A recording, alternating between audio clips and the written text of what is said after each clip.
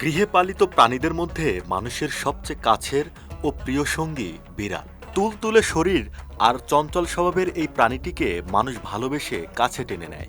কেবল আনন্দের অনুষঙ্গ হিসাবেই নয়, বিড়ালের পরিচ্ছন্নতা ও উপকারী দিক নিয়ে স্পষ্ট বার্তা রয়েছে ইসলামে এবং আধুনিক বিজ্ঞানেও।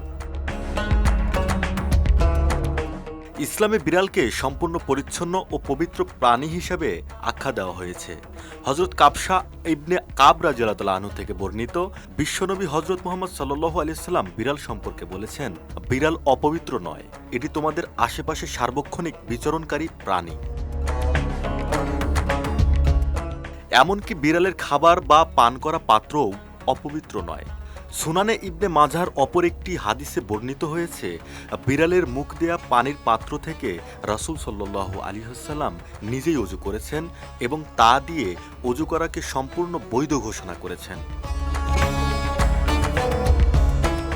ইসলামিক দর্শনের মতোই বিজ্ঞানেও বিড়ালের বহু শারীরিক ও মানসিক উপকারিতার প্রমাণ পেয়েছে। মিনেসোটা বিশ্ববিদ্যালয়ের স্টোক রিসার্চ সেন্টারের 10 বছর মেয়াদী এক গবেষণায় দেখা গেছে, বিড়াল পোষেন এমন ব্যক্তিদের হৃদরোগ বা স্ট্রোকের ঝুঁকি প্রায় 30% পর্যন্ত কমে যায়। পাশাপাশি বিড়াল আদর পাওয়ার সময় যে বিশেষ গলার শব্দ বা পারিং তৈরি করে, তার কম্পন 20 থেকে 140 হার্জের মধ্যে থাকে। ক্যালিফোর্নিয়ার বিশ্ববিদ্যালয়ের গবেষণায় দেখা গেছে, এই ফ্রিকোয়েন্সির কম্পন মানুষের রক্তচাপ কমায়, মানসিক উদ্বেগ দূর করে এবং শরীরের হাড় ও টিস্যু পুনর্গঠনের সহায়তা করে। বিড়ালের সাথে চোখে চোখ রাখা, স্পর্শ করা বা খেলা করার সময় মানুষের শরীরে অক্সিটোসিন বা ভালোবাসার হরমোন নিঃসৃত হয়, যা বন্ধন ও আসক্তি তৈরি করে।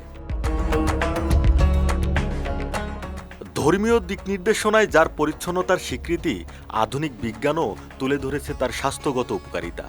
তাই মানুষের সাথে বিড়ালের এই সুসম্পর্ক কেবল স্নেহের নয়, বরং সুস্থ জীবনেরও অন্যতম এক অনুষঙ্গ। রাশেদ ইসলাম, বিজয় টিভি, নিউজ ডেস্ক।